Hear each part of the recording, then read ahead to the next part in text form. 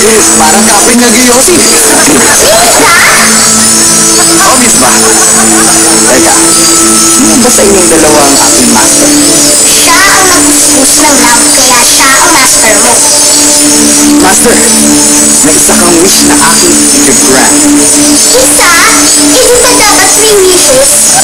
Huwag ka nang humirit, buti nga may isa pa eh. Dali na, Master, mag-wish ka na para makalaya na ako. Mag-grant talaga.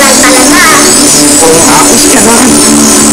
Wish ko, sana lahat ng mas matanda sa akin dito sa barangay ay maging isipan ako. Aming kalungalak lakay kang magpagot kanyara at maging may kunyara. Granted.